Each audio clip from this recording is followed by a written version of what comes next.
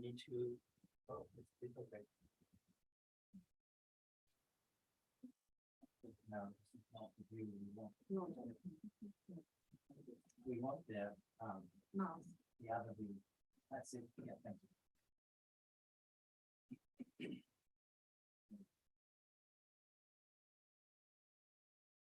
Okay, so I had a short discussion with Thai friend, and he gave me the simile from the sutta to compare the five khandha as a snake. Snake. Khandha is a snake. Yes. So can you elaborate more about this simile to have more understanding about?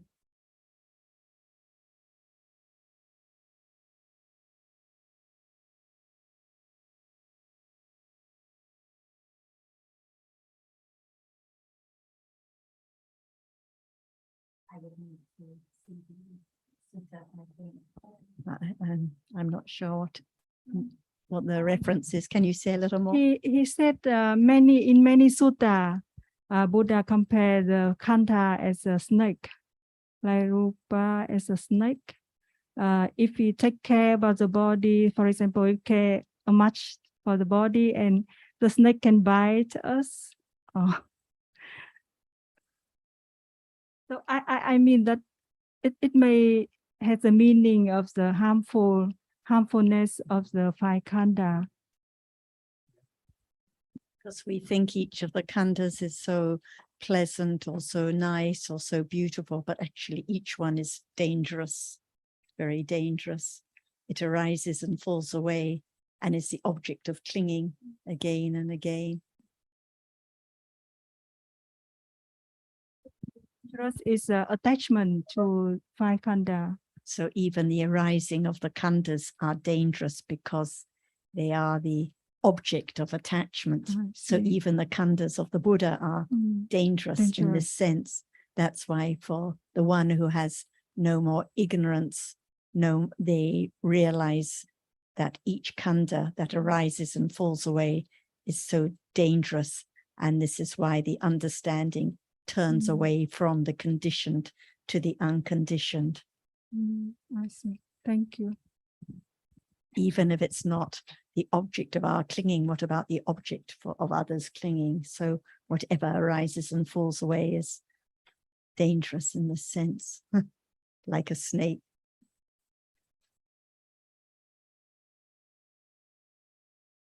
So what about them? So Not dangerous at all. No danger. But interest. Yes.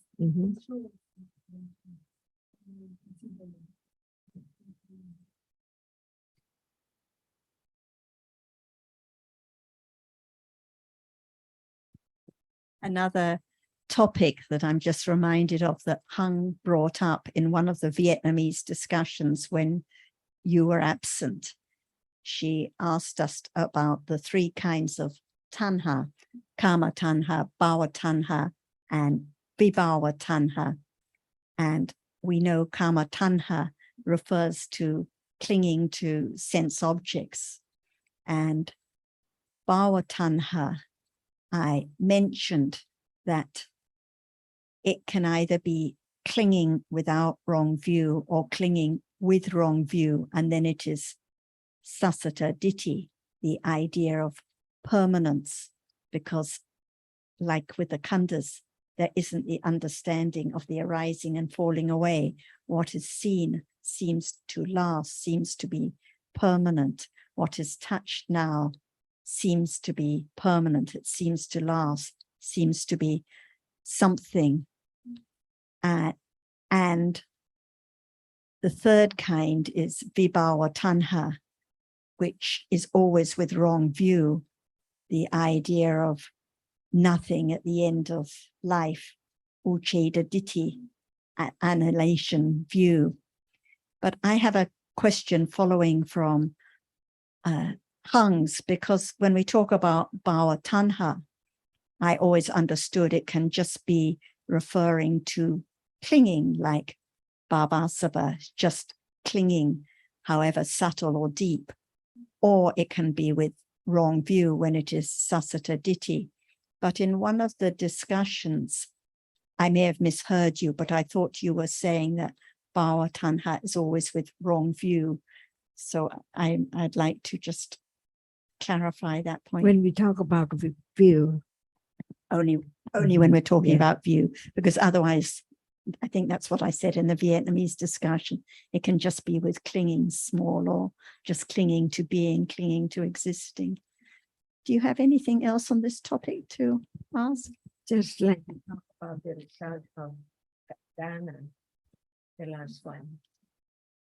See? What? No more for what? In that sense.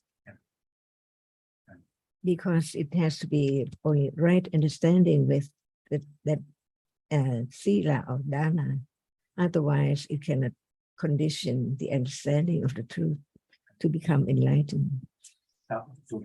Mhm.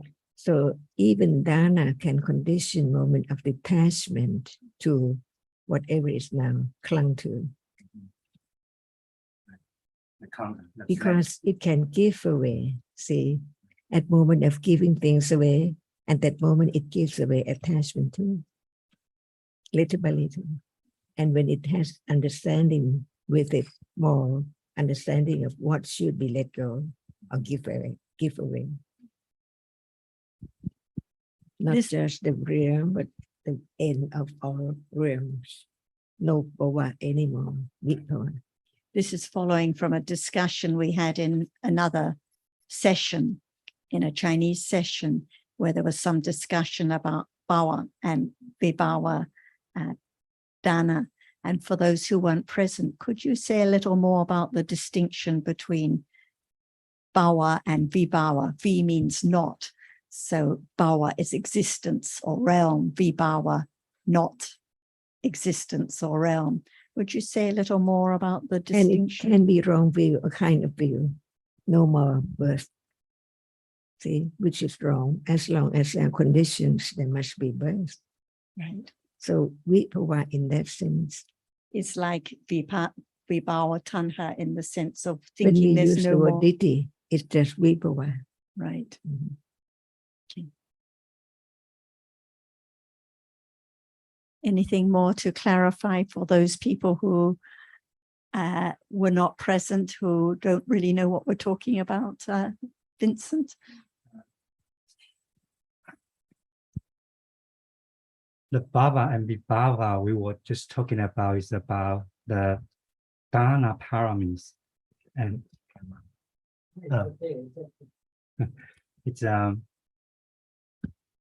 it's in the definition of Dana paramis in the manifestation part. So it mentioned about in the time, it's mentioned about Bhava Sompa and Vibhava Sompa. So that's a little bit different than the one in the English translation. So that's why we had a discussion. And this is from the book of Ajahn about the 10 perfections of paramis.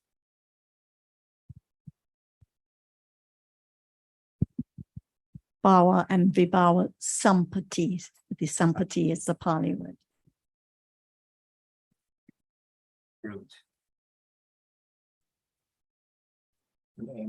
We cannot see any picture here. No picture. Yeah, but it's not about speaking.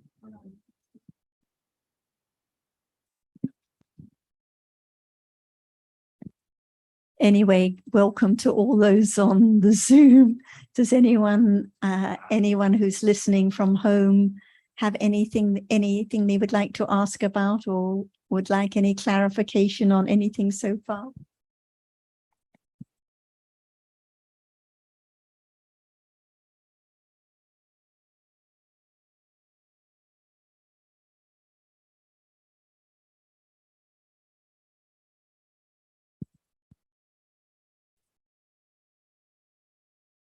คุณนีนะ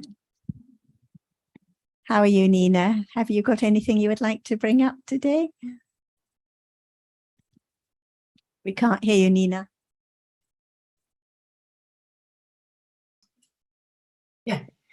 About the perfections, because it's always stressed that a good quality is only a perfection if there is no idea of self who is doing it. And when we hear aditana or decisiveness and to virya, to continue developing understanding, it seems there is a notion of self who is doing so, because we are so used to think of a notion of self, but then it's not a perfection. And it's very useful if I can elaborate more on the perfections without, there should not be any idea of self. And then the perfections are very necessary to help in the development of understanding. If there is no understanding at all, can there be the understanding at moment of dana or any moment? Even when one has the understanding, right understanding of the truth, it doesn't mean that right understanding arises all the time at moment of dana or sila and so on.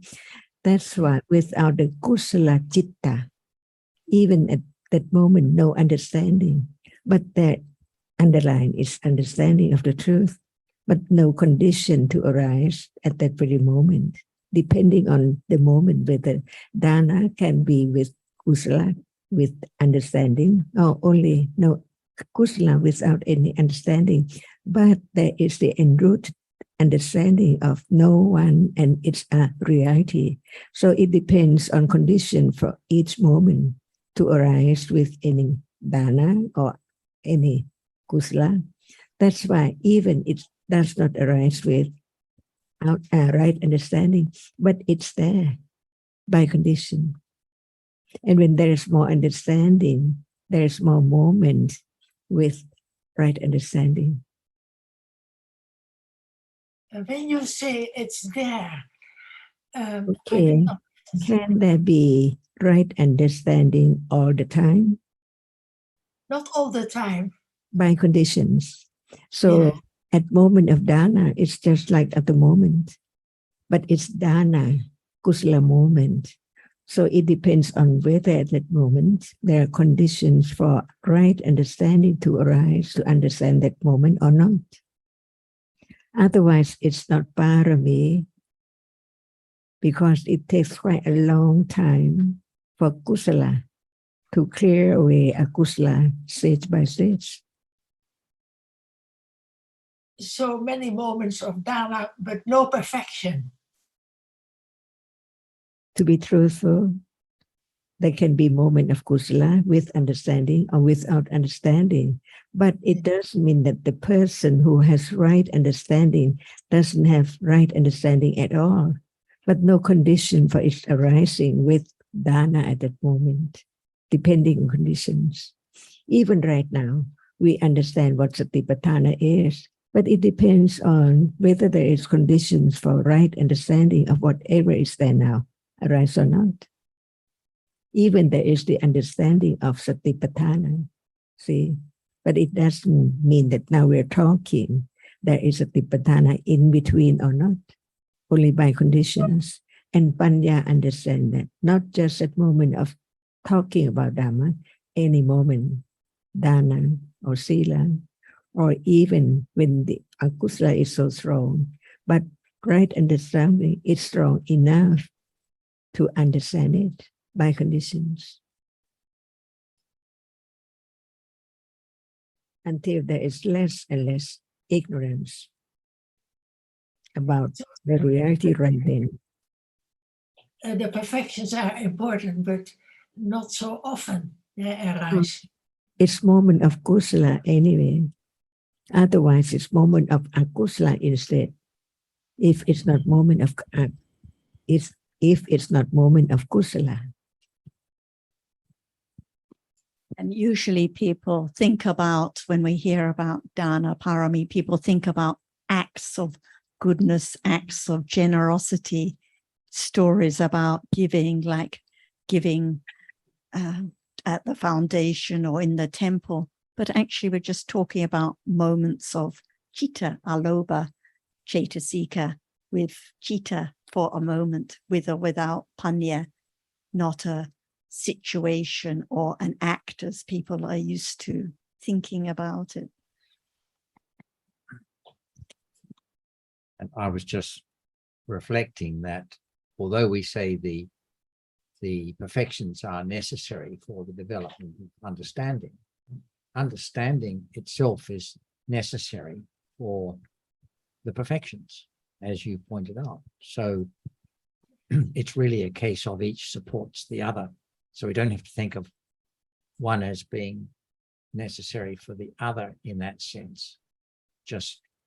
One just develops understanding as far as possible. One develops kusala as far as it happens. And the two should support each other. And when the two coincide, arise together, then it's the perfections. Yes, thank you. Yeah, thank you. John, I thought what Nina was asking was whether there's perfections when at that moment there's no understanding. And I thought Achan was saying that perfections, there are kusala conditioned by accumulated understanding, and which counts as a perfection even when there's no panya at the time.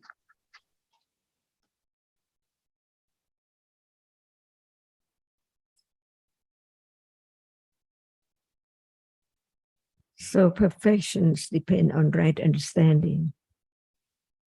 Otherwise, dana can be parami or perfection without understanding at all. And Achan, I was thinking about all the stories about the bodhisattvas' past lives, all the kusala that we hear about them being perfections.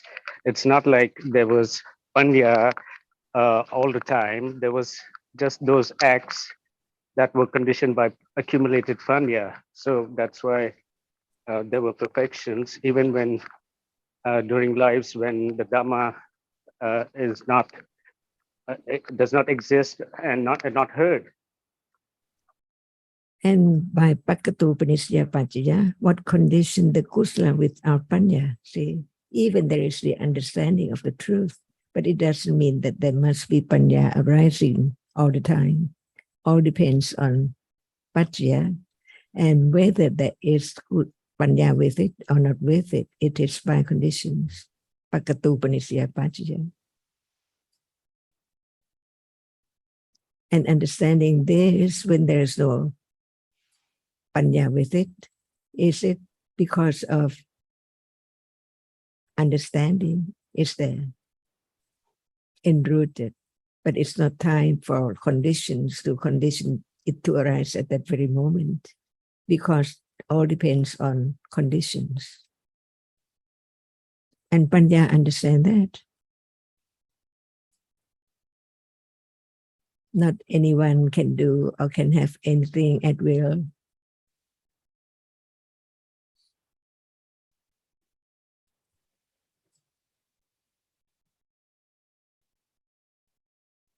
So now, any moment is parami or not, because there is understanding that even panya does not arise with this moment, it's there.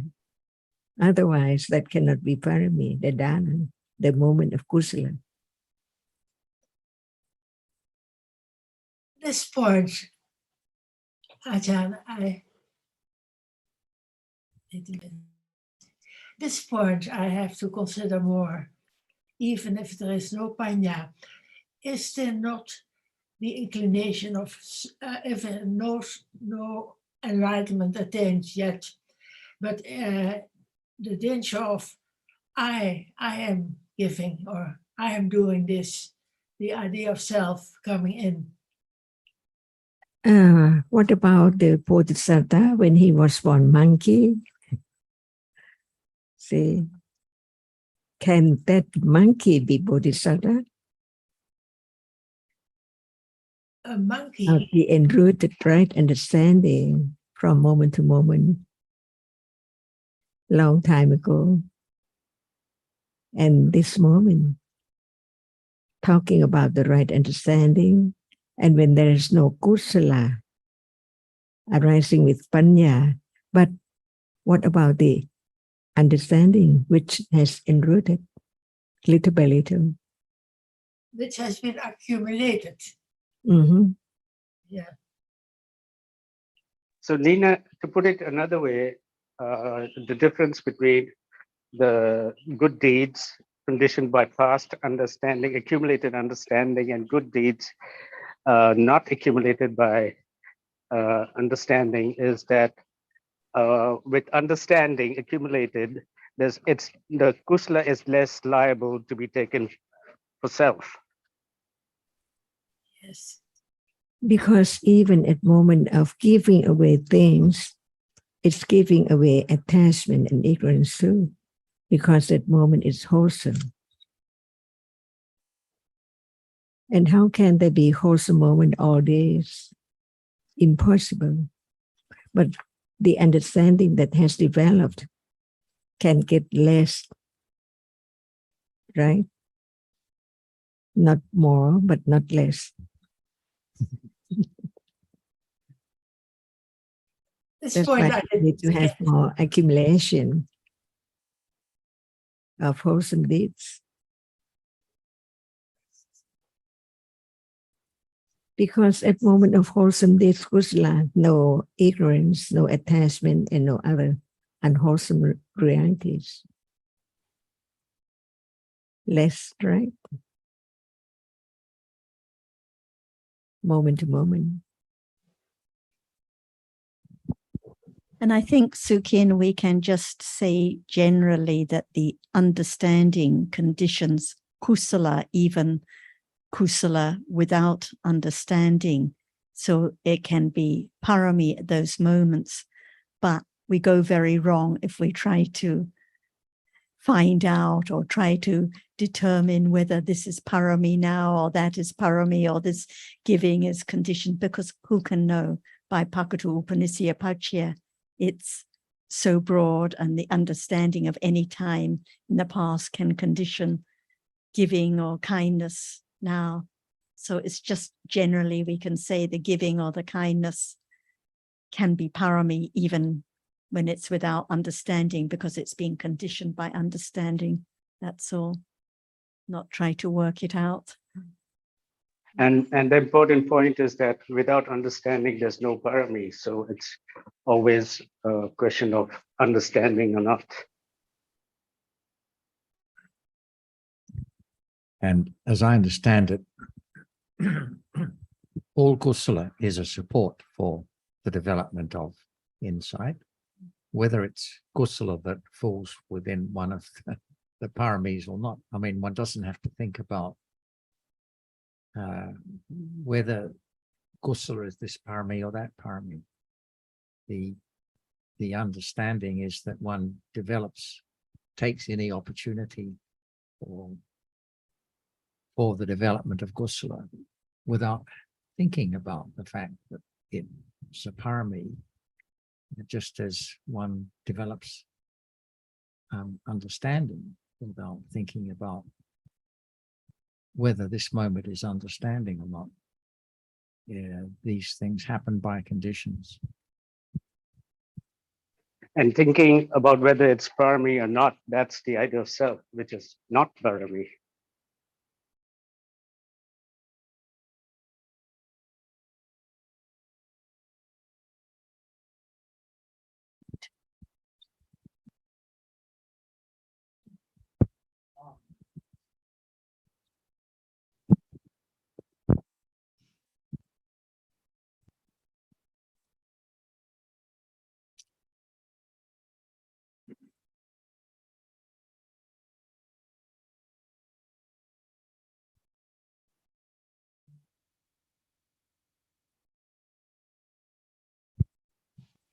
And there can be such a paramis during act of lying. Right. During what? During the act of lying. Lying. Lying. Lying. I mean, someone, What is the act of lying? What does it mean by the act of lying as opposed to just lying? means a long different moments of telling a lie. And during that process, there could be such a paramis. Can akusala be parami? No. But different moment, just like when some bhikkhu Underlying parami, understanding, but no condition for the arising of kusala because of lots of accumulation of akusala. But right understanding can understand the nature of that moment.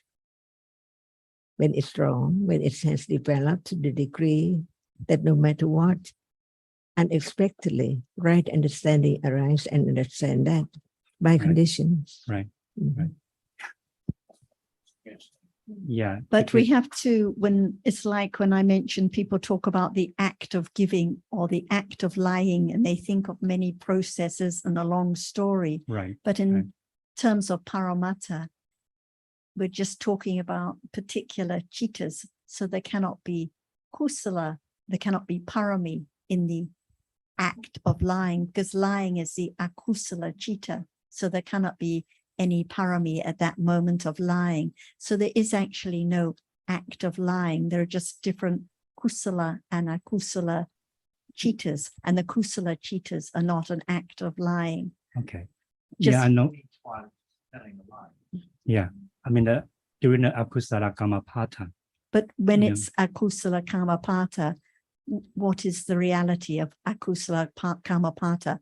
It's not an act of many moments. it's What is just like during the act of dana, what there is can the be act of akusala, like the whole process of giving to the person on the street, and the motivation is kusala, but it can be akusala but easily. what is the kamapata? Is it a whole process of giving to the person on the street? For example, killing a mosquito, the mosquito need to be killed to complete the action, right? But what is the kamapata? The kamapata is from the What is intention, what is the kama? from intention, The intention, and Right. how long does that last? just fleeting moment. A moment. So at Right. that moment of akusala chetana, akusala kama, there cannot be any kusala at that moment. At other moments, like conventionally, you might say, oh, that was part of the act of killing. But in terms of reality, only those moments with akusala. What I understand Vince to be conveying is that even when there is the level of akusala that is kamapata, such as lying or stealing or something, so long as there's a developed understanding and other baramis, there can be such a barami arising at any time. Isn't that what you're saying, Vince? Yes, that's what I meant. An extreme example in the text, the venerable bhikkhu who used a knife to kill himself, and then while he killed himself, and then he did kill himself, but he was fully enlightened. By conditions. Right, right. So can akusala be parami?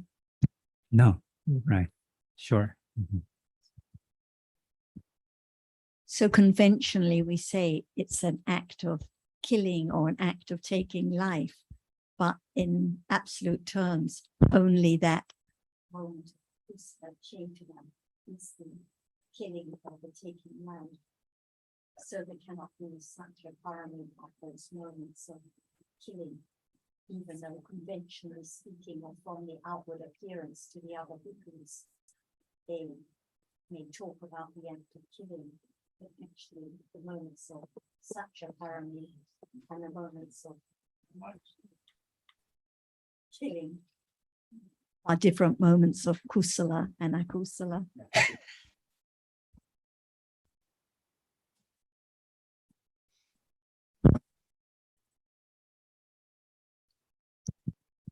The reason I'm stressing it is because I actually even hear it commonly, even around here, people talk about, oh, such a great act of giving, or such a this or that. And I think it's easy to forget that giving is just a moment. Killing is just a moment. Dhamma is just a moment. Otherwise, we have a story about killing lasting for a period of time, giving lasting for a period of time. But the teachings is to understand the absolute realities of Dhammas themselves. Yeah. No, definitely one time, yeah.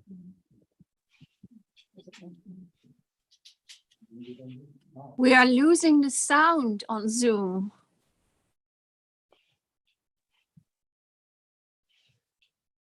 We're having a problem with one or two of the wireless microphones, so we're just working on it. Yes, thanks for that, Shanti. You can use this microphone in the meantime.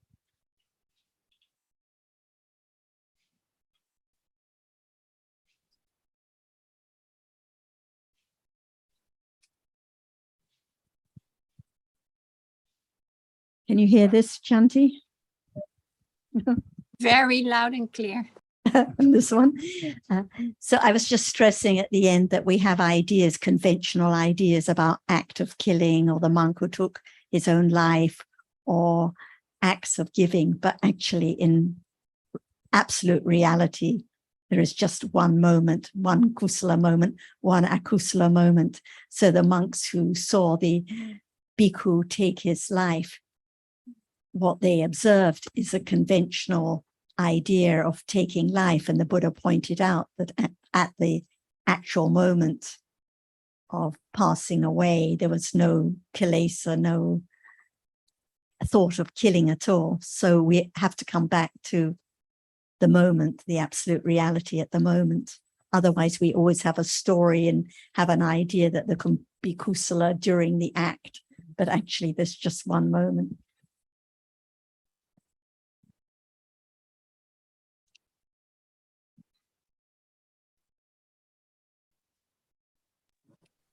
I have a little bit of a technical question. Yesterday, you were very precise, Sarah, in saying that seeing itself wasn't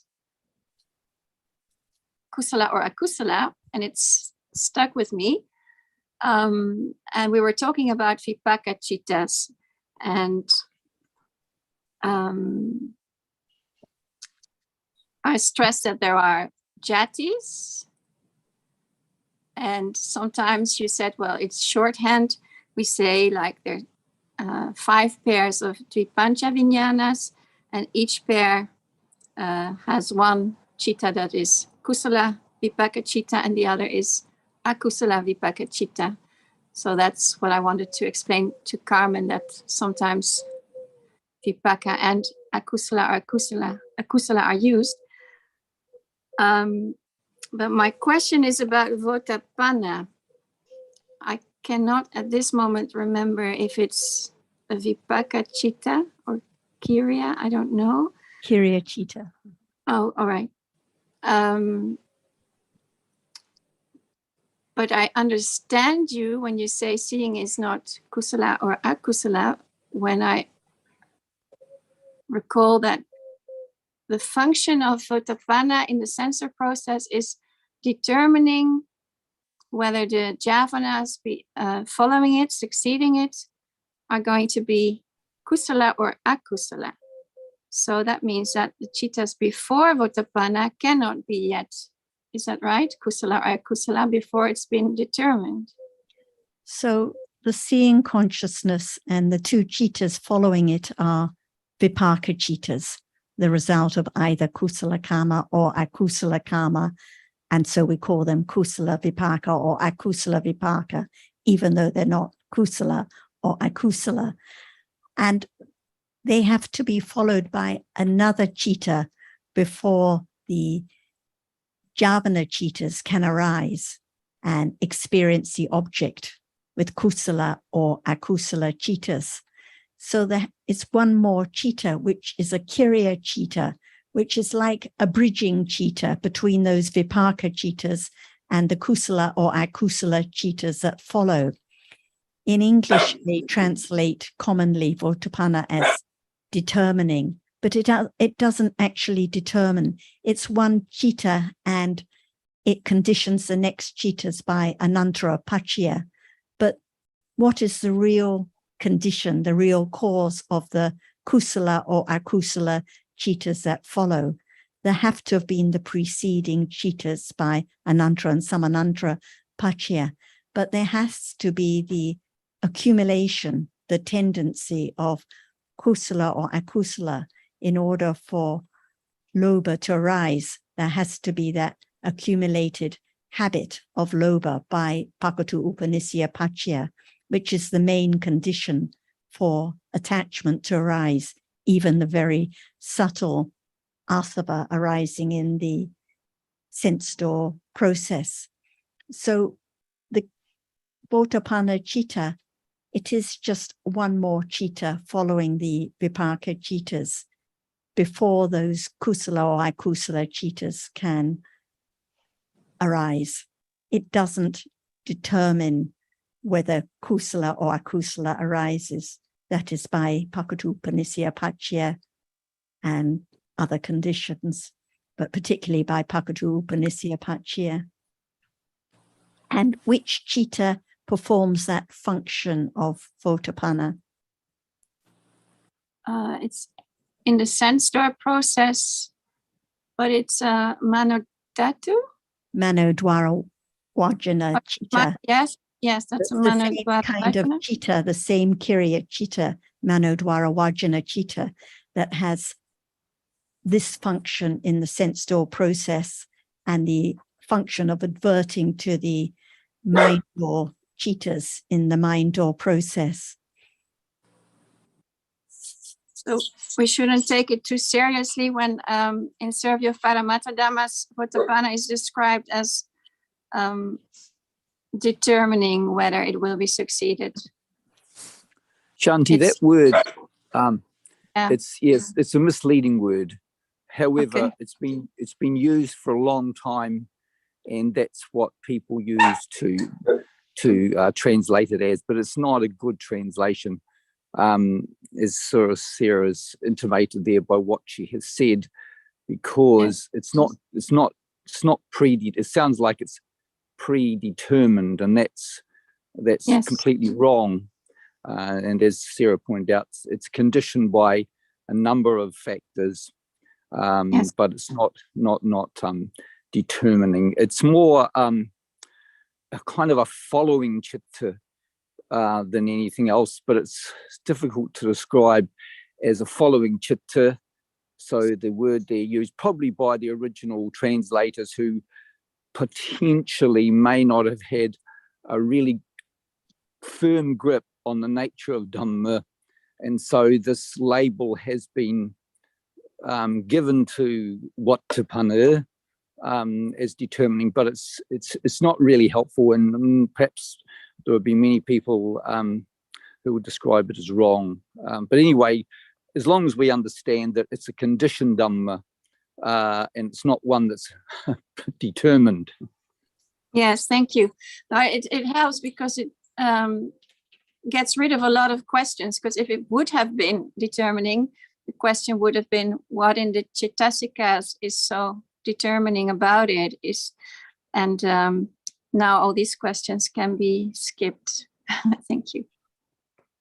Hi, Sarah and Middle. Sundara. So what is the proper translation of Votapana? It's very hard to think about its function.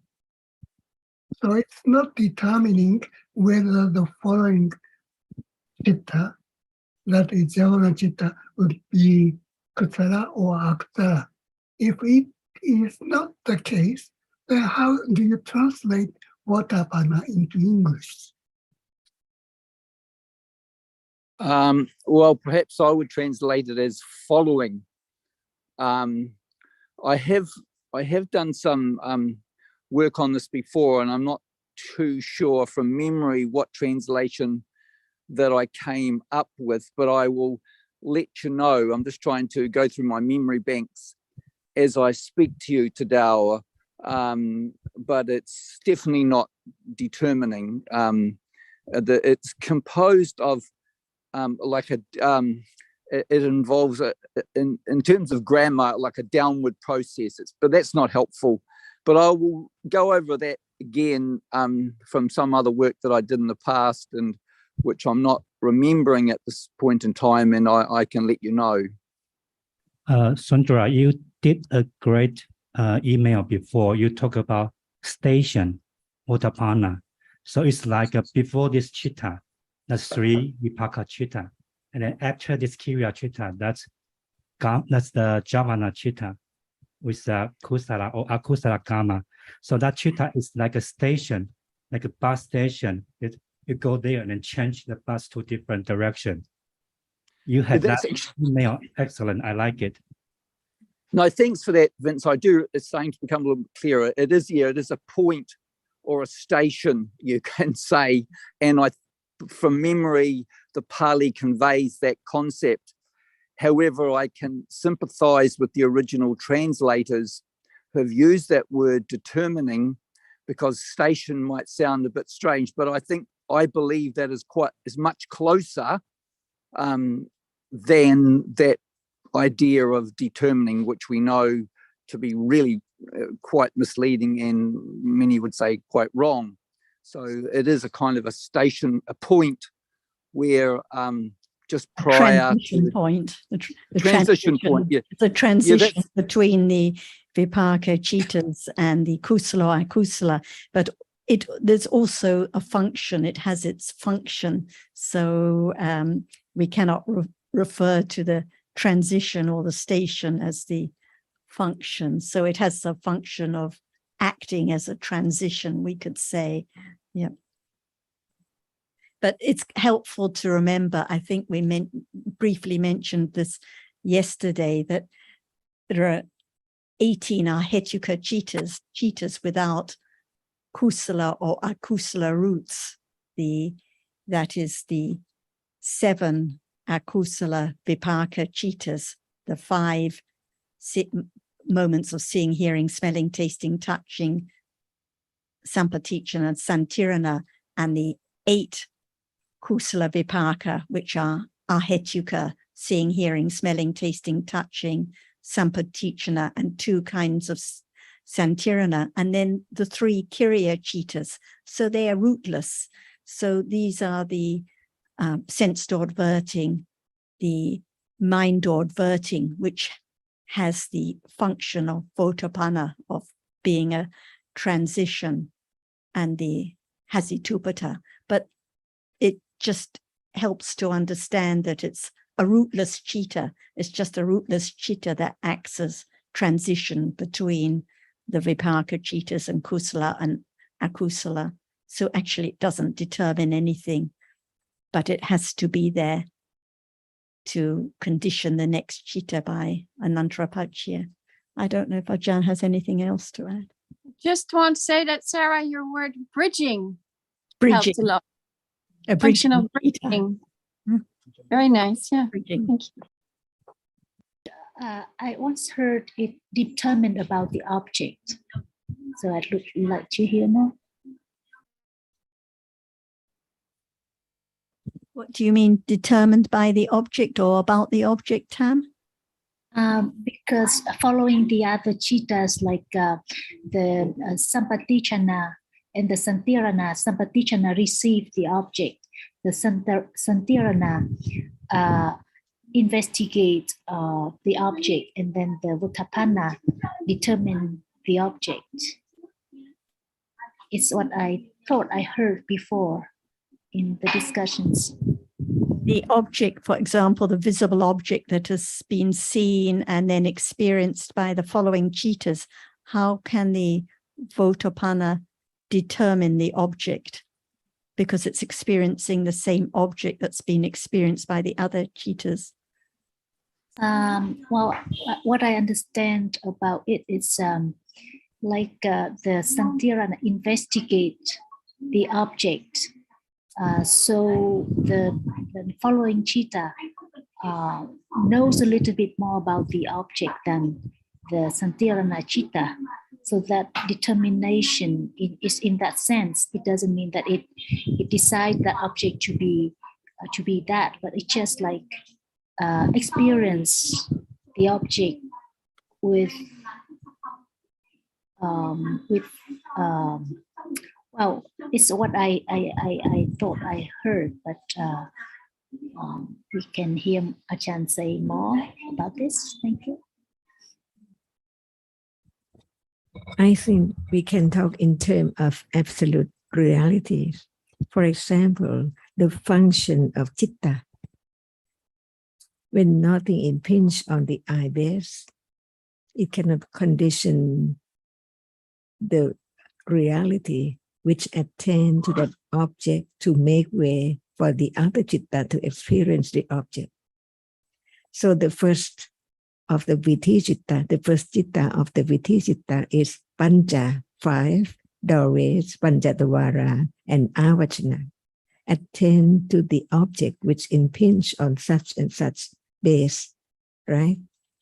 The first citta. It cannot see, it cannot hear yet, but it makes way for that vipaka to experience the object. Pancha, Dvara, Vachana. It has its function only for the 5 doors only, see? And after Santirana, what else should be perform its function? It cannot be kusala or akusala instantly, because the Panchadvara Vachana and the citta, which experience the object, and the Sampatichana and Santirana, just only one moment at a time. But it's enough for the accumulation to condition kusala or akusala citta at moment of experience that object. That's why how can the kusala and akusala arise after the vipaka? The end of vipaka is Santirana. So there is a citta, mano dvara vachana, see, mano, mind, usually it arises before the process through the mind. But when it's sensed, it does not perform that function, but it performs a function. It's making way for kusala and akusala, which is ready to arise after that, after experiences the object as vipaka, Santirana, and Sampatichana, and then Santirana, and then Manotavara Vachana, but it does not perform the function of like a doorman, but it performs the function of making way for kusala and akusala, which is ready to experience that object by accumulation to be lopa, mulacitta, or dosa mulacitta, or kusala at different levels. That's why there are 3 kinds of manasikara. Aramana, manasikara means the aramana cetasika, manasikara cetasika, which is attending to the characteristic of the object. That's why the manasikara cetasika arises with each citta, because it performs a function of attending to the characteristic of reality. And this is aramana, to the object. And the other is viti patipadaka manasikara. It means that viti is the process.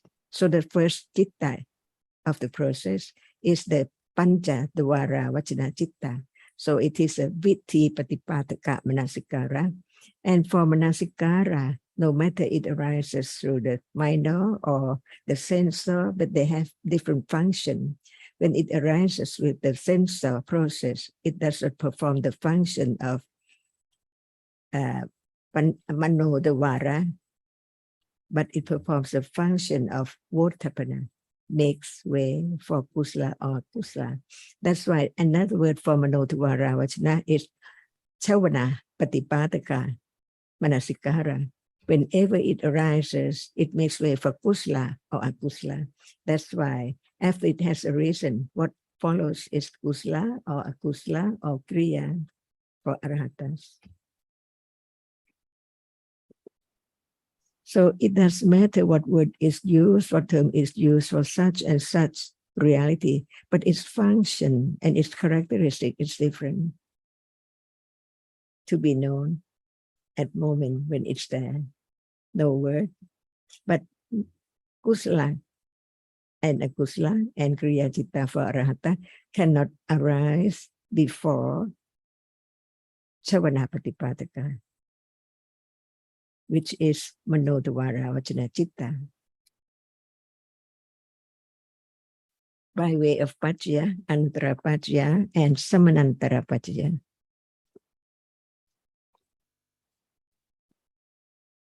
No one there at all. So on these three kinds. One kind is the Chetasika Manasikara, which arises with every chitta, which is the first one Ajahn was referring to as Aramana Manasikara, because it attends to the object at every moment. And the other two kinds of Manasikara are referring to two kinds of chittas. One is the sense-stored adverting consciousness, the Panchadwara Vajana chitta, which is referred to as the Viti Patipadaka Manasikara, because it is the first chitta in the sense door process. It is the beginning of that process, that Viti process. And the third one, the one that she referred to as the Javana Patipadaka Manasikara, refers to the Manodwara Vajana chitta, which also has the function of Votapana in the sense door process. And no matter whether it has the function of mind door adverting consciousness as the first chitta in the mind door process, or the function of Votapana in the sense door process, it precedes the Javana chittas, the kusala and akusala chittas which follow. So without that chitta performing that function after the vipaka chittas in the sense door process, the kusala and akusala chittas couldn't arise. That's why it's like a bridging chitta, or makes way for the kusala and akusala chittas to follow. I said, if Votapana doesn't have the function of determining, now what determines whether the following Javana is kusala or akusala? The main determining factor, the main conditioning factor is Pakatu Upanisya Pachya, the natural decisive support condition, the habitual tendencies, like now after seeing a visible object, usually ignorance or attachment arises instantly. But for the Arahat, no conditions for ignorance or attachment to arise, even though Votapana is arising before those chittas. So it is the accumulated tendency, the habit, which conditions what kind of chittas will arise following the seeing right now. So is there the habit of being attached to what is seen at this very moment? That is likely to condition the attachment at this moment and this moment, no matter whether we're in the forest or the temple or here in the discussion. So 99% of Javana Chitta, the first moment of Javana Chitta, or our Javana Chitta, would be Aksara. There is no possibility of having Kusala Javana Chitta. Can we say that? Usually akusala. That's all Okay. we can say. Okay, thank you. But who knows? maybe conditions for kusala from time to time, and it depends on the degree of understanding. Could I ask more about Kunsaji often says that from the book it has no meaning, and from the book I cannot remember that Votapana Chitta is Kiriya. I didn't remember if it was Vipaka or Kiriya. How can Kiriya, in this sense, not for the Arahata, but for daily life, Chitta, make more sense to me, that it makes sense? You said it's a bridge when it's Votapana, Sarah, but there's other Kiriya Chittas. How can this speak to me more, that it makes sense? The point of Kiriya Chittas is that they are not kusala, they're not akusala, they're not vipaka. They are, we use the word inoperative in English. So if it was a determining chitta, it would be kusala or akusala. So the point of stressing it's a Kiriya Chitta is to show that it's not kusala or akusala, like the Panchadwara Vajana Chitta is a Kiriya Chitta. It doesn't mind or have any say in what kind of object will follow. It just averts to that object which has impinged on the sense space. It's an inoperative chitta. The Manodwara Vajana Chitta is a Kiriya Chitta, and it just averts to the object which is being experienced through the mind door. So Kiriya Chitta just means not kusala, akusala, or vipaka. And how would it then compare to the Dvipancha Vijnana? Is very obvious for me that it's vipaka, but the successive two, the Panchadwara Vajana is Kiriya Chitta. I'm not Dwara Vajana, the Dvipancha Vijnana. I mean, the moment of seeing and hearing. That's from very obvious that it's vipaka, but the Sampatichana and the Santirana not so much. Why are they vipaka? They're not known, they don't appear. So there's very little understanding of what they are, but we just learn that they are two more vipaka chittas. So that's from the book. There are two more vipaka chittas that follow before the Kiriya Chitta, and then the kusala or akusala chittas. But sometimes Kunsaji has little hints like why there would be virya or not, that the chitta needs the energy because it doesn't get it anymore from kama, which would be the case of maybe the Kiriya Chitta after the Vipaka Chittas. So there's nothing that speaks more to the mind than just learning it from the book, that Sampatichana and Santirana are Vipaka. So I just understand that seeing and hearing their vipaka chittas with just 7 chaitasikas, but they have to be followed by 2 more vipaka chittas, which need more chaitasikas because they're stronger chittas. They need more chaitasikas to experience the object. So they have to be accompanied by vitaka, which touches the object in order for them to arise and experience it. But virya, I think you mentioned energy.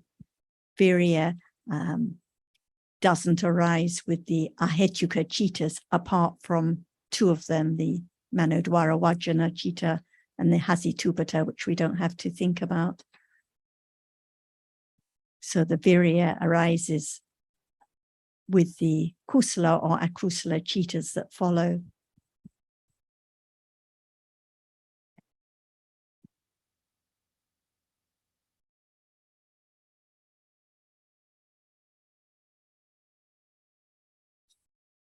How many chittas can be known in a day?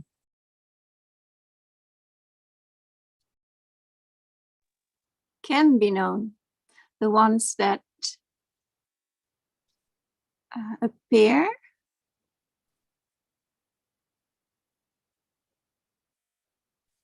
Like the Tripancha Vijnanas for sure. I don't know, thinking maybe as well. I'm not sure about thinking. There are many chittas, but how many can be known in a day? See? Only Yes. seeing, now Mhm. hearing, smelling, Mhm. tasting, touching, and thinking. Thinking as well, yes. And cetasikas, see? At moment of attachment is known, can be known, but not the citta which accompanies with the attachment is known. So no matter how many cittas are there, only seeing, hearing, smelling, tasting, touching, thinking.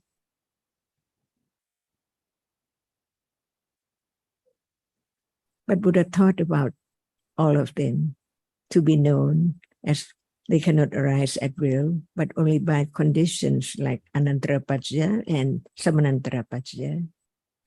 That's why just understand the characteristic of seeing or hearing or thinking, smelling as that which experiences an object. Otherwise, the characteristic of that which experiences the object and that which cannot experience the object cannot be known at all. That they are dhammas, but they are different dhammas. No matter the rupa or the rama cannot be taken for permanent or anyone or anything at all. So no matter when and where and what, right now, hardness.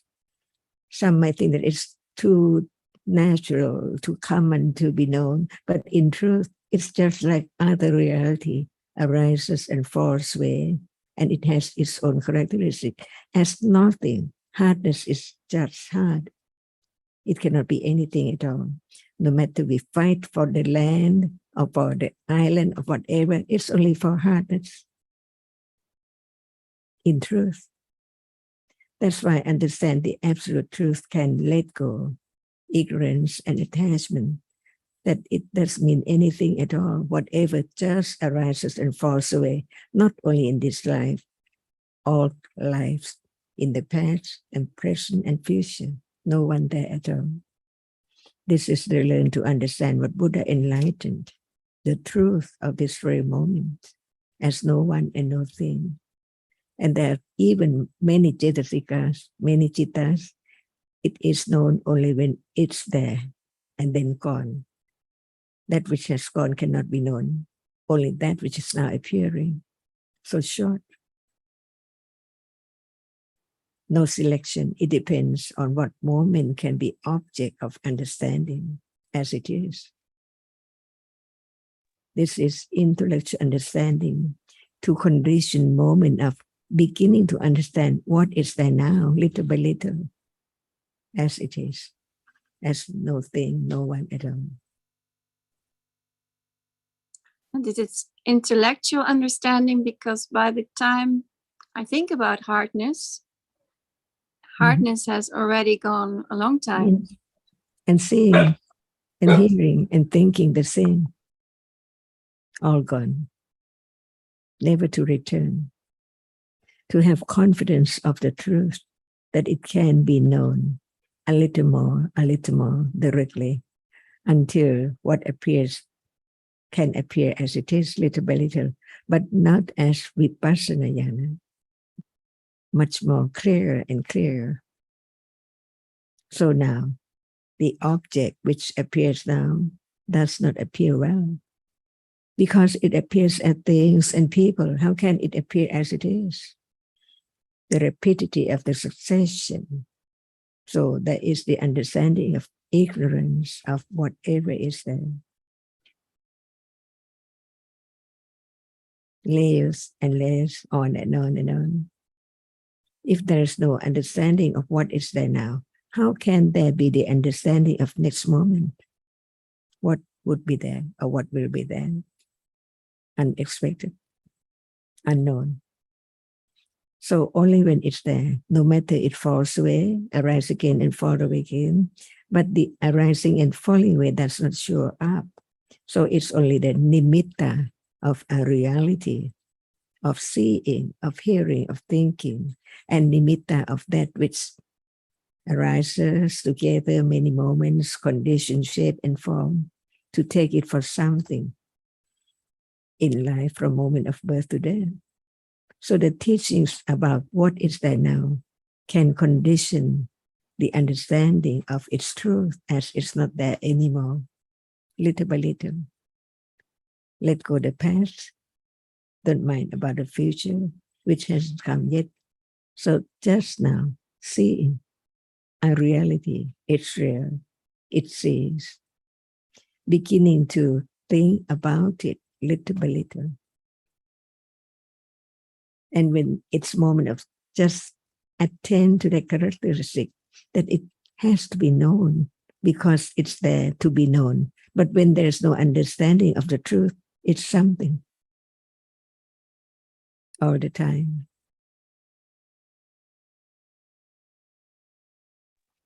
Thank you very much, Ajahn. And your questions are very precise, because when you ask, can it be known? Then we're referring to those wise who have experienced moments of satipatthana. But when you ask, is it known at this moment, you're asking me, then the answer is no. To be truthful. Yes. And panya is truthful. Yeah. But it's a very important distinction, because if we understand it differently, like, can I know it? Then it's what you explain right now. Then it is a thing with many details. And it's not a reality. Yes, thank you. Another way to put it was yesterday I was discussing with Tadao about Sobhana cheetahs, and this was in the context of 54 kinds of Kamawatra cheetahs. These are the cheetahs that are not Rupajana cheetahs, not Arupajana cheetahs, not Lokutra cheetahs, but the cheetahs now, Kamawatra cheetahs. And there are 54 Kamawatra cheetahs. But of those, as we discussed yesterday, 8 are Mahakirya cheetahs of the Arahat. So they don't apply in daily life.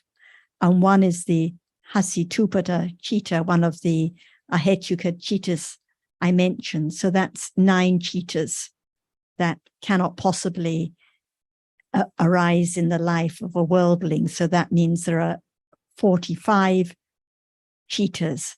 And of those, 12 are akusala, 8 kinds of lobha, but 4 of the kinds of lobha arise with indifferent feeling, neutral feeling.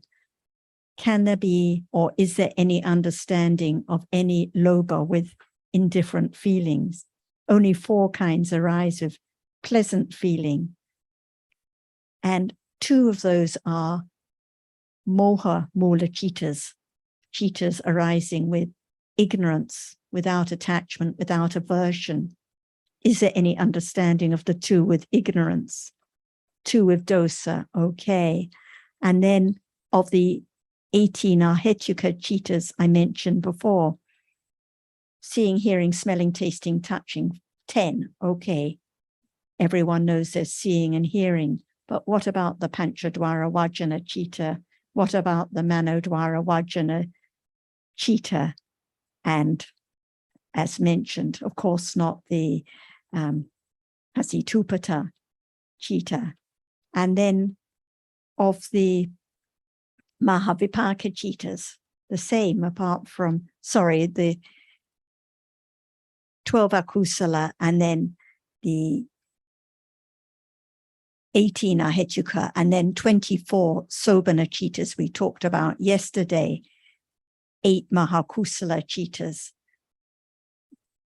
So these are the kusala chitas, which are not jhana or arupa jhana, arising with sobhana factors.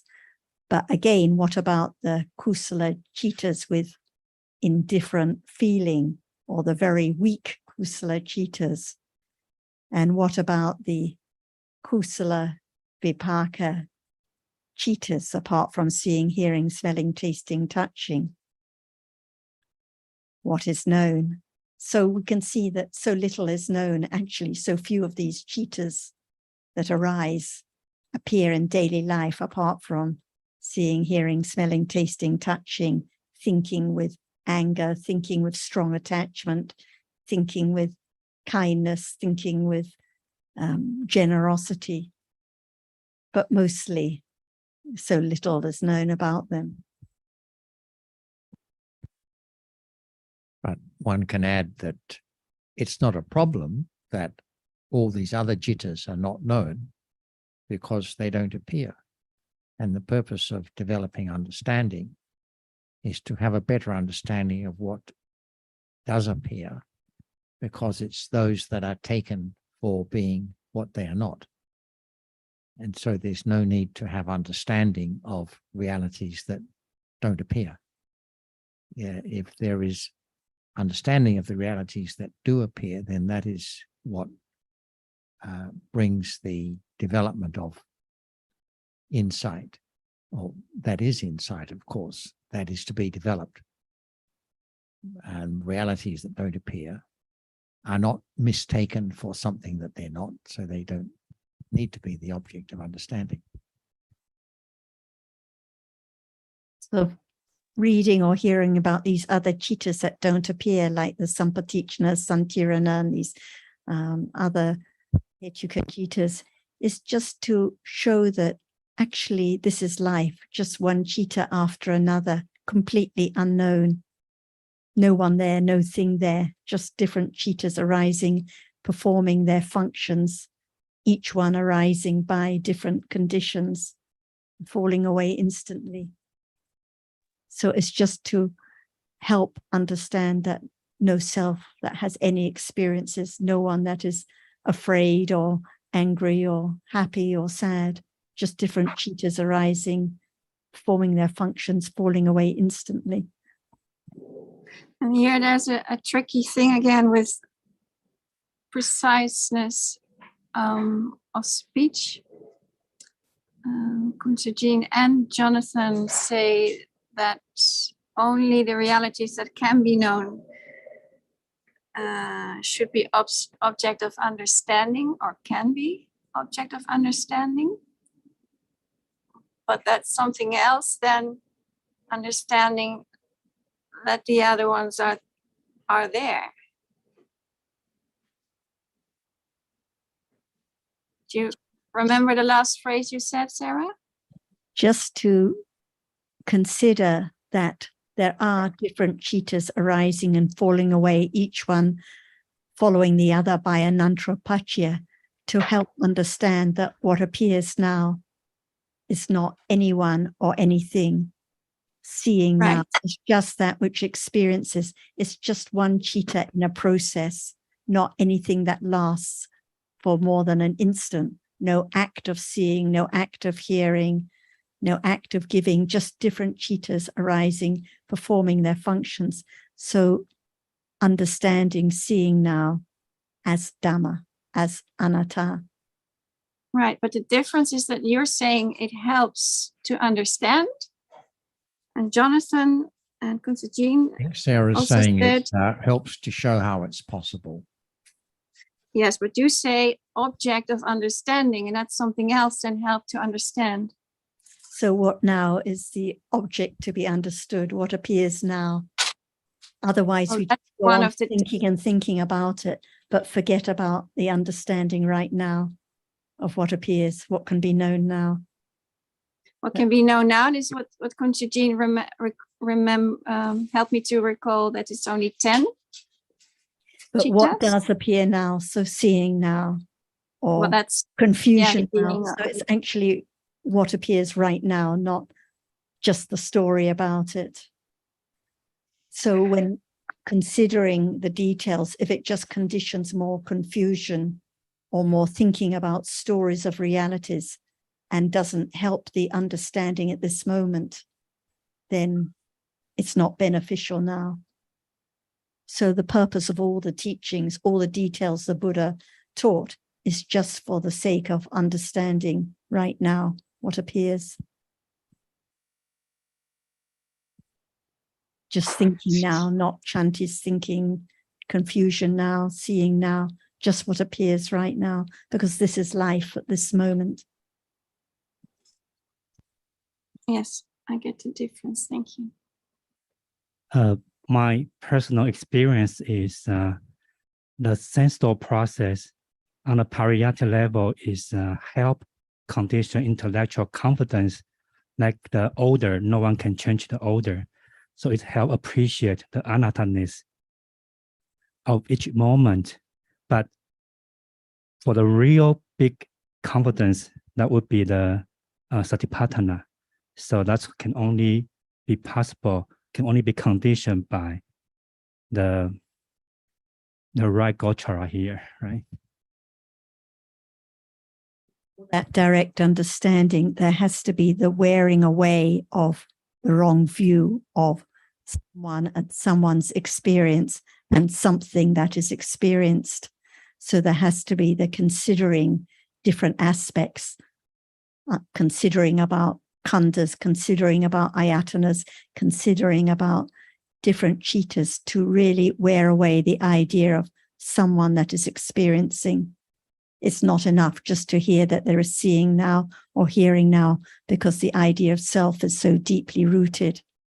So this is why we discuss more about dhammas from different angles, different aspects, to really wear away and for there to be confidence that there really is just Dhamma arising and falling away now. So it's possible to study all these details with an idea of self, and which would just reinforce the idea of self rather than help to explain how it's possible.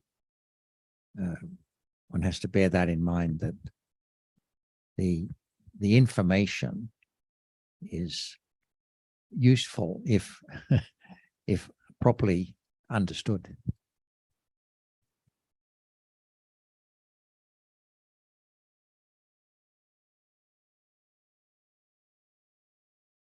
We discussed the last couple of days, there are many monks, many scholars, many experts who can know all the details and can recount them in Pali, but if it's not assisting the understanding of what appears right now as no self, then it's no use at all.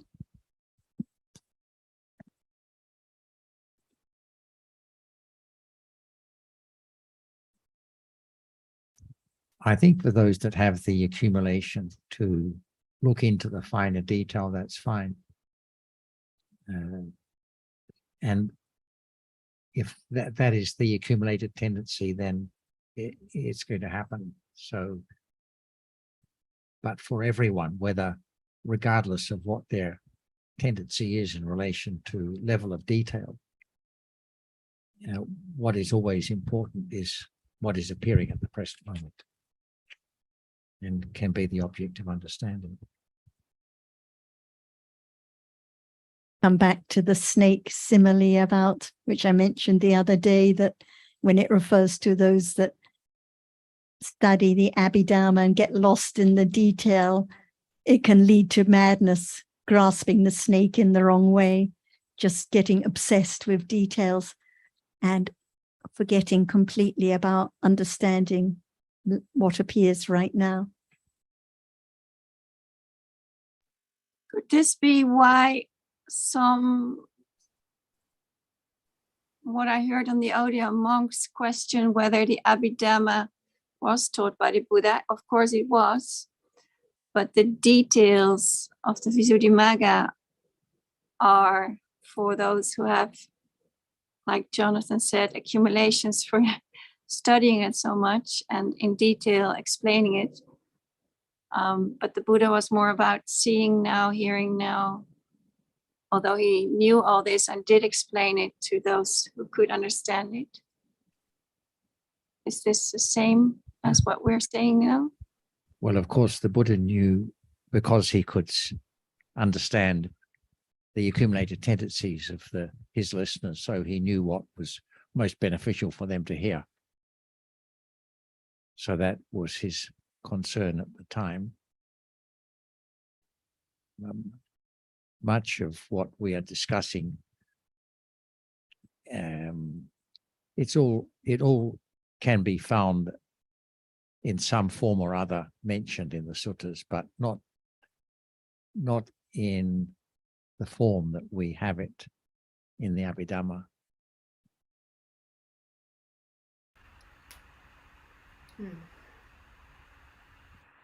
Jan, I have a different question, a different topic, which comes up quite often by a friend on DSG, and I brought it up once before, but I'm bringing it up again. The friend mentions that many well-known teachers teach that the karma during the last life has more effect than karma from previous lives and is more likely to determine the rebirth. And they give the well-known simile of the cattle coming into the pen and the last in, the first out. And I looked at the commentary where this is referred to, and it talks about because of being very close to the time of death, that which is near gives its result first. But I think that when it talks about being very close to the time of death and giving its result first, I think it's referring to the last Javana Chitas, the Kusala or Akusala Chitas conditioned by karma that bring the result in the next life. It's not referring to how any karma during the last life has more effect than previous lives. Do you have any further comments? If we understand what you just thought, can it condition the understanding of the truth of this moment? So we take quite a long time to think about that. But what about this moment? Keep on postponing about other stories. I think the point is that this friend repeats this quite often, because I think when it's wrongly understood, it conditions the idea that of having to perform certain deeds at the end of life and this and that. So it distracts from the understanding at this moment because of the idea that what is deeds performed at the end or what are going to have most result and so on. Seems like anyone who can understand that can understand the truth of this moment. Impossible. That's why if we talk about karma and karma before death and moment of before death, what about the understanding of the absolute truth at that very moment? It's just thinking along about a long story about different karmas and what will be the result and what will happen to this person, that person, not understanding about Dhamma now as anatta, and for sure. If they are interested, they can read in the book and think a lot about it and then can have their own answer, but not understanding the truth. And even when they read the book, it could be misunderstood because they have these ideas that it refers to any deed in the last life as being more important, and either way, how does it help for understanding that? And if we follow on and on, it's useless. Yes. That's why to be Yes, a good it's friend. endless, just speculating Mhm. more and more. If they can, Speculating more and more yeah. without understanding. And when there's the understanding of this moment, no doubt about that moment, it can be understood. For sure. That's why we just talk about what is there now. because there's not enough understanding of the truth as no one and no thing. And it takes time to let go the idea of self because it has been accumulated years and years ago, longer than that. So a moment of understanding is the only reality which will let go wrong understanding little by little. That's why we talk about the realities in case that it is conditioned for thinking about it later at any time. Just thinking about it is so very rare. Think about other things more in a day. Even right now, they can be thinking about other things in between. Pakatu Panisya Pachaya, see, no one can do anything. Only hearing again, and more ignorance again, and a little understanding again and again, little by little. That's the way it is. So Sarah, I think that's kind of indirectly answers the question about karma conditioning, the habitual karma, whatever that was asked. Atan just said that if there's understanding now and accumulated, it can condition understanding later, but when depends on conditions. So it's not like it's happening now, it must happen immediately following, or chances of happening more and more. It's all up to conditions. And what I understand is that the main point is that if there is no understanding of dhammas as anatta now, if there's no understanding of what karma is and how any karma can bring its result unexpectedly at any time, and any kusala or akusala chittas arise unexpectedly by Pakatu Upanisya Panchya. If this is not understood at this moment, then whatever one reads or hears about karma and death and so on, it can't be understood because it's all taken for someone and someone's life and someone's rebirth and so on. So my deeds, my acts of merit and so on. So whatever the topic, actually it has to come back to the understanding right now. If there's no understanding of what is Dhamma or what is anatta now, whatever one hears will be misunderstood and one will just disagree and argue and have one's own interpretation. I do understand now the wrong understanding of those who meditate, because they also, and me before, think the most important thing is understanding this moment. But the mistake is that there's a belief that we can know it right now.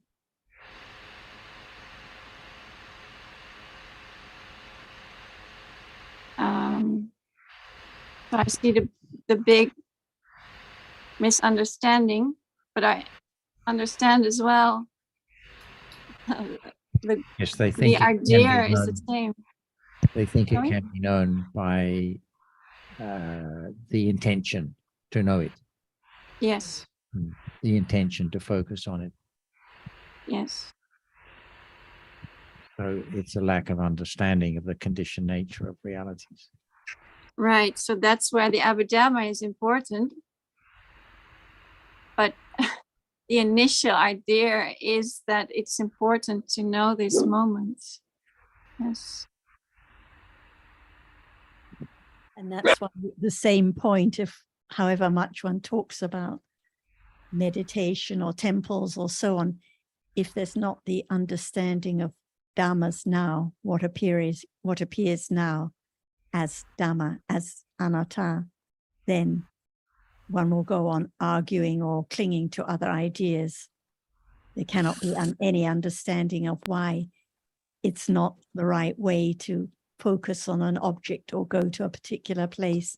So there has to be the understanding of seeing now, hearing, hardness, whatever appears now as not self So there has to be from the beginning. Yeah, what they miss out on too, I believe, especially Shanti, is the understanding of the conditioned nature of Dhamma. You know, so there's so much the idea of, you know, control, or, you know, what you doing something. Another aspect that I was thinking of yesterday, came up yesterday, but that one of the at Sotapati Magga, there is eradicated a silabbata paramasa, you know, so that behavior that is unhelpful, that clings, that's inimical, or that goes against the nature of Dhamma. So that behavior that is unhelpful, and that's what so many people are engaged in these days. Behavior, sila but, that's where you get that word sila but, which means the cycle of, or a way of behaving that's clinging to the nature of Dhamma that appears now. And there is misunderstanding about that. There is a wrong understanding of Dhamma. So, and that is eradicated at the moment of Sotapati Magga. So it's just what Jonathan alluded to, really, but I was just elaborating on that point a bit because it came up yesterday about what is sila, and it was Carmen, I believe, and a lot of people have this idea it's just about kusala, and they forget that it's a way of behaving sometimes that can be very unhelpful and contrary to the path.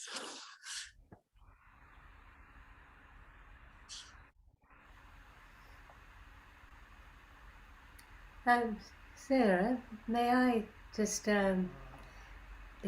ask you to, actually, it was something that Jonathan commented on, but it was in relation to what you were saying, and Jonathan pointed out that the detail that you were describing was really to show what's possible. And I think I found myself reflecting that when Ajahn often asks about you know, what is seen now, and if the answer is someone and something, then clearly there is wrong understanding. However, it's also an indication that that there is an acknowledgement that somewhere in a process that has come about, or in other words, there are certain processes that lead to taking what is real for someone and something, and by analyzing the details of that process, it becomes possible to see I suppose, an alternate process which actually leads to a different perception of what appears. I think what I wonder about is, because my tendency is not to, I suppose, be so interested in the detail, but interested in the process and the logic of that process. Now, this is at an intellectual level, because I know that logic is not operative in terms of the characteristic and function of Panya, but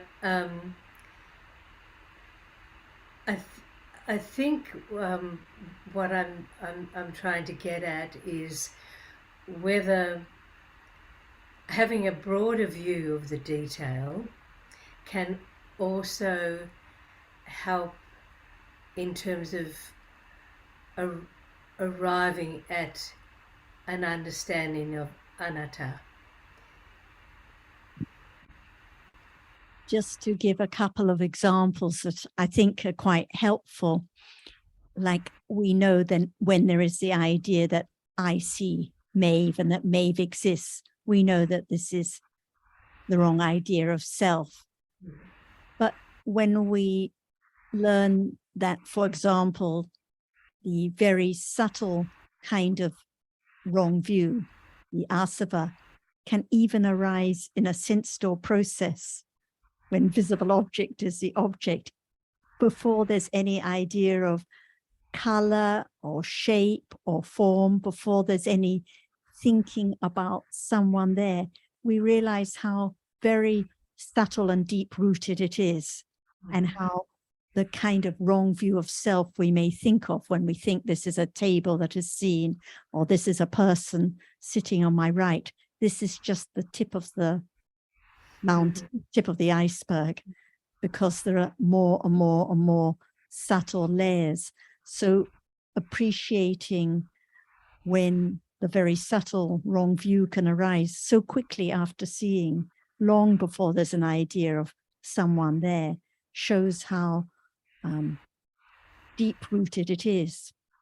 Or another example that we often use, people talk a lot about making an effort, making the effort to be aware, going to a place, trying not to have akusala. But we learn that virya, cetasika, arises with almost every citta except for those ahetuka ones, like seeing, hearing, smelling, tasting, touching. So at every moment of kusala and akusala in a day, there is virya. Even in deep sleep, when bhavanga cittas arise, virya is there. So actually there is virya at every moment, and it shows that it's anatta, because it's not anyone doing anything. By the time there's the idea of I'm making an effort to speak politely, for example, countless kusala and akusala cittas with virya have arisen and fallen away. So I think that if it points to, or if it helps a little more understanding that there really is no self, and that these different realities arise by conditions, not by anyone doing anything, then it's beneficial. But if what we hear just leads to confusion and disturbance, then it's not helpful at that time. And we never know, like what we heard 10 years or 40 years or 50 years ago that seemed to be nonsense might be quite useful right now. So we never know when some detail may be useful to the understanding right now.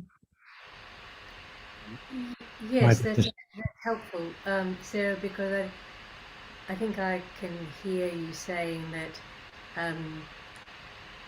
there's the broad process, but there's also the processes that are more and more refined, and that because the process itself is conditioned, and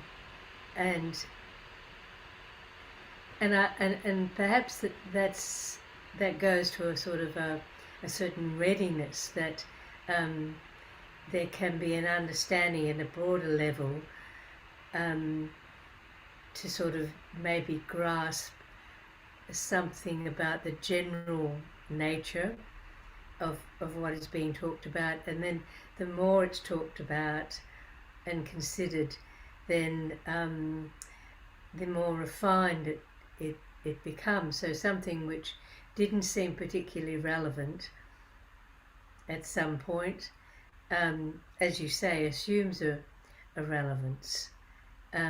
But the litmus test is always, is it leading to more and more appreciation of the conditionality More understanding now. reality. Yes. Because in the beginning, we all love the stories. We all enjoy hearing about the different stories. So even when we study Dharma, we're lost in the world of different stories. But the understanding has to come closer and closer to the Paramattha Dhammas at this moment. But there's a lot of resistance because of the attachment to stories and situations, and who wants to keep hearing about seeing, about Viriya, about different realities now. But it's only by coming closer and closer to the Paramattha Dhammas that that understanding can really develop. I suppose the story, attachment to story, is because it's the conventional way of making sense of things, or of having some idea of, you know, controlling the level of comprehension and all. So you're right. It's a tough one to give up, that one. So by understanding more about the Dhammas, it means when one does read the stories, there's more appreciation that actually it's in this conventional language, but it's about, when we read about the four right efforts and so on, it's in the language that sounds conventional, but actually it's about the Paramattha Dhammas. Yes, I was just going to add, Maeve, that the anattanas that's to be known more about, just like the impermanence and the unsatisfactoriness, which are the other two characteristics, is the impermanence and the anattanas of conditioned dhammas. So the reflection can only take one so far, as long as there is no understanding of conditioned dhammas. In other words, reflecting on anattanas is not a condition for understanding conditioned dhammas. It's understanding conditioned dhammas that is a condition for seeing anattanas. So that the broad understanding can only so much.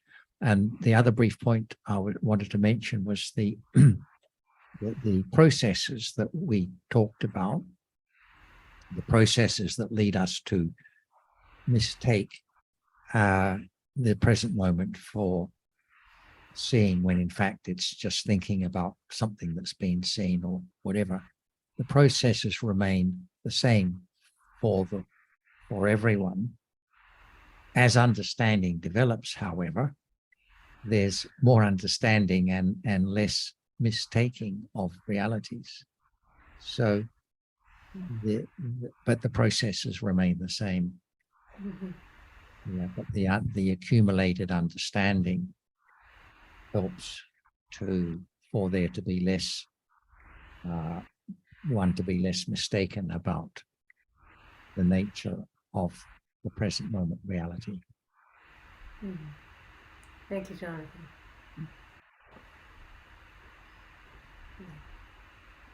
Jan, when you said to Carmen, "Don't look at me," 2 or 3 times, I think this is actually quite relevant to this discussion, because we're so influenced by the appearance, the sound of the voice, the whole story.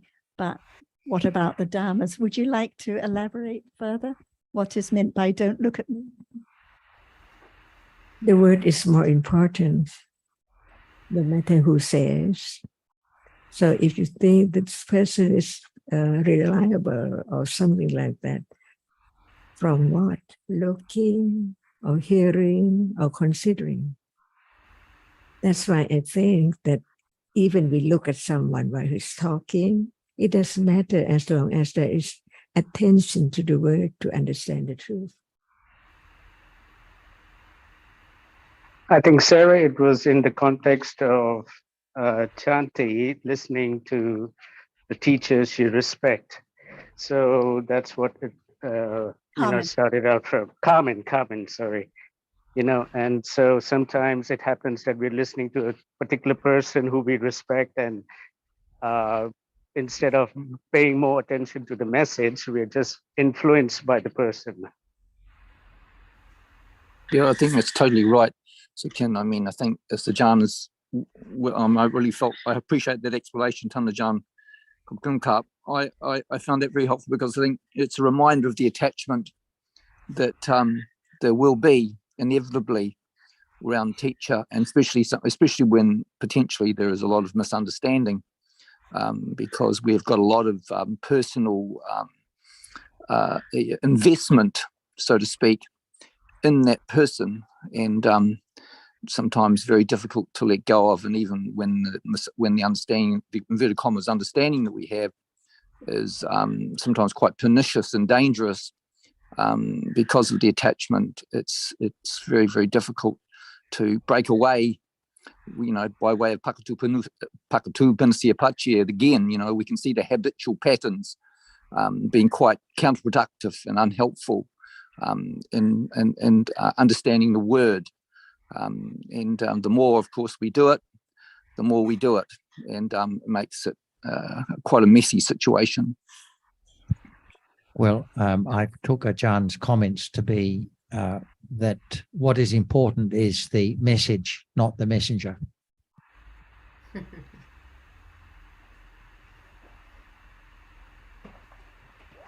If one's influenced by the messenger, then it's easy not to hear what is right, or it's easy to just assume it's all right. So that's why it's the Dhamma that is the teacher, not the messenger. And the reason I mentioned it was with regard to what I was discussing with Maeve, because we get lost in the story about the person and the situation and forget that actually it's just Dhammas we're hearing about and developing understanding of. But I have a lot of mudita for the Dhammas that I see on the screen. Can you have mudita for the rupas on the screen? Actually, we have mudita for concept, don't we? No. Yeah, it can only happen to concept of beings. Concepts of chittas and cetasikas that we refer to as beings. Can we talk more about what mudita is in terms of realities now?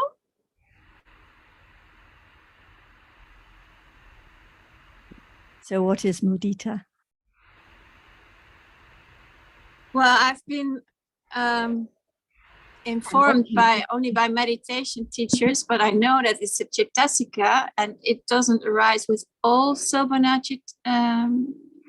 chittas. It's a special one. And it's happiness for the welfare of others. What kind of happiness? Kusala. Kusala, okay, kusala joy, kusala happiness for the welfare of others, or for the success, for the good fortune of the others. Right. So can there be any mudita for rupas? No. No, and when I see that you're all smiling or that Kunsujin looks happy, then it's wrong. Of course, it's not mudita at all. Are you saying that? So when one sees others taking interest and being happy in the understanding of Dhamma, there can be mudita for those, what we call those beings. Actually, there are no beings, but it is for the joy of the chittas and cetasikas that we refer to as other beings. And we do not have to know whether for the other beings it is kusala, because we cannot know, can we? So just it's one's perception that there is joy, what you can see when someone is smiling and benefiting from the Dhamma discussion, then there can be mudita. And when we hear about others' wholesomeness, moments of kusala, teaching the Dhamma, giving, when we say anumodana, that is mudita, appreciating the goodness, for example. It can arise in ordinary situations too, when someone tells you about their good news at work or something. There can be mudita, being glad for their good fortune. Because you said kusala, but when you're saying for their work, doesn't Then have it to be just kusala. be rejoicing in their happiness, no matter kusala or akusala. One can't know anyway. Yes. Just being glad for their good fortune. Thank you very much. I think rejoicing in another's kusala is a different kind of kusala altogether. It's not mudita. What about when anumodana? This is a kind of mudita. Okay. Yeah, we often, I think Jonathan's pointing to the fact too that it may not be mudita chaitasika particularly, but of course it will be referring to piti.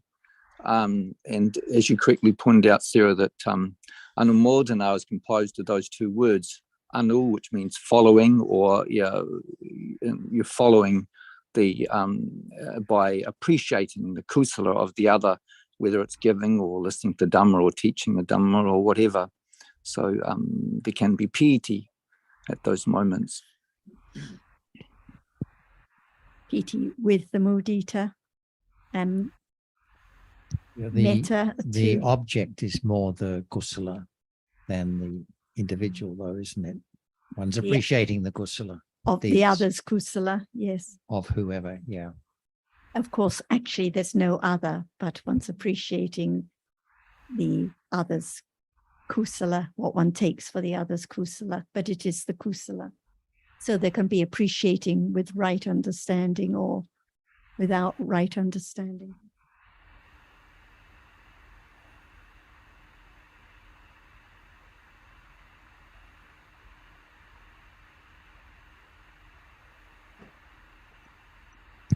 But I was under the impression, maybe mistaken, that appreciating kusala was itself a kind of kusala, not specifically mudita, but I don't know about that. I'd be inclined to think that too. Appreciate the other's kusala.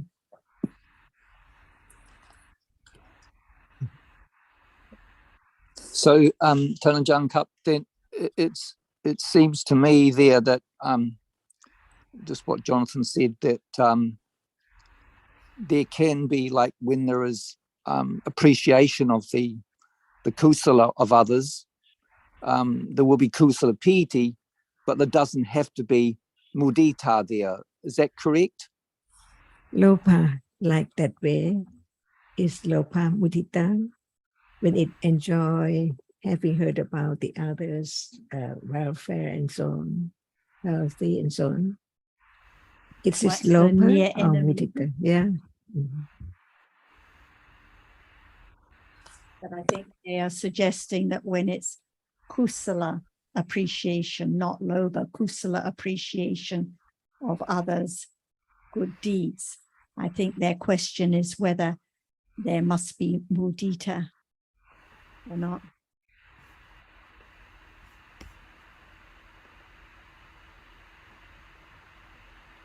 For example, when there is kusala anumodana, appreciating others,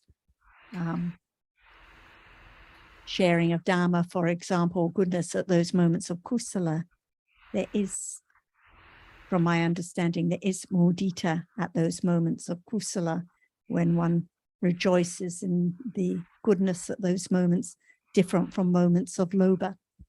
Yes, I'm not questioning that, but I thought that the kusala of appreciating another's kusala was a particular kind, has its own classification. It's a particular kind of kusala other than mudita, even though mudita is there too.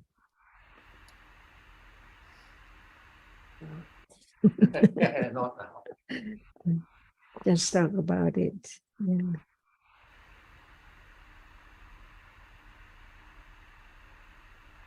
So I think that understanding more about the truth will condition the natural way of life because understanding of whatever arises conditioned, no matter it is kusala or akusala. Right understanding can understand that. Otherwise, there's clinging to have more and try to change the way of life in order to understand the truth, but that is not right because it's attachment, lopa, clings to everything. That's why the more understanding, life goes on very natural because of understanding whatever is there, whether it's known as a reality or not yet by conditions. Having patience to have understanding at moment of hearing and considering. And when akusala is there, it's natural. It's a reality that right understanding begin to understand in order to become accustomed to that which is conditioned to arise and then fall away. That's why it takes quite a long time, years and years, to understand naturally by conditions of what is there now, little by little. Beginning just not forget it. And one knows that after hearing, there's the moment of forgetting about what is heard. But understanding is there, that it can understand more when it hears more.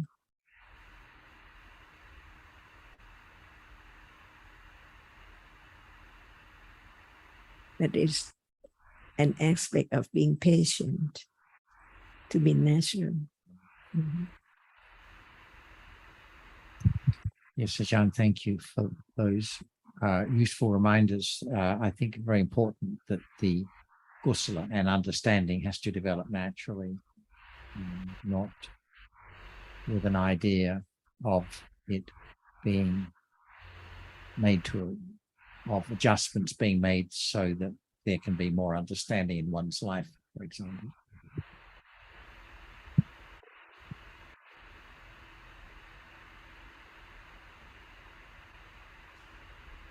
It cannot be hurried up.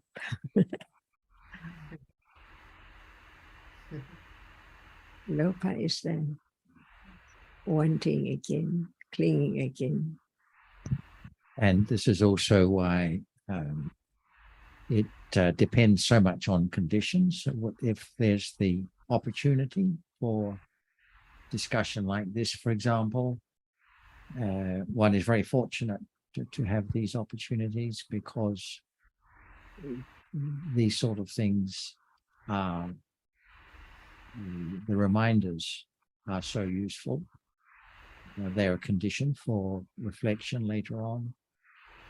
And without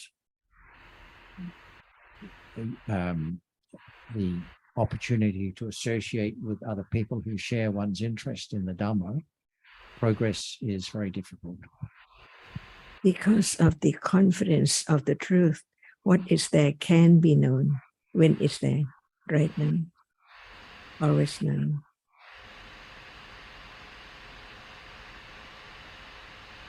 When there's no awareness, no understanding of it yet, it's my conditions. Keep on seeing the value of the most precious moment of understanding at moment of hearing about the truth of it. And there can be wise considering to understand what is true, what is not true, what is right and what is not right. And understanding at this point will lead one to more and more development of understanding. Otherwise, one rush to go to meditation center. Can there be any understanding? Where is lopa? Where is ignorance? Unseen. And even for those who don't rush to go to a meditation center, there are other more subtle ideas at play that are not productive, not useful, wrong ideas. Any moment, the condition for ignorance and attachment are accumulated so much in life, not only this life.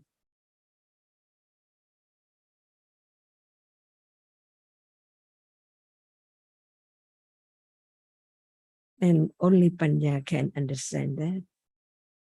Because the path is quite long, long way. And it begins now and begins again and again. To have confidence of this moment as it can be known when there's more understanding. And understand the difference level of understanding, intellectual understanding, just understand what is there as it is, but not understand the nature of it directly when it's there.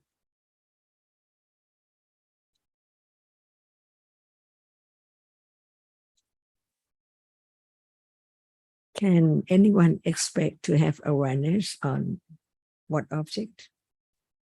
Impossible.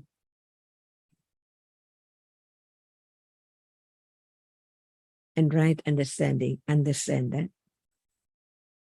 Never go wrong because of firm confidence of the truth. The truth is there now.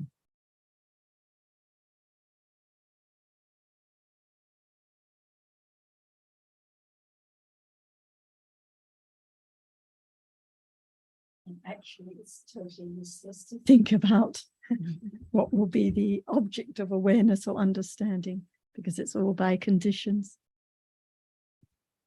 Does Uan and Hung, does giving up work mean more awareness?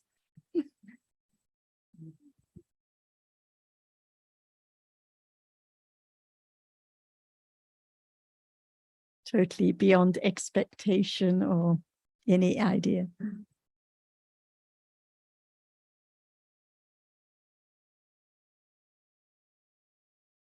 Thank you very much, Ajahn. Thank you, everyone.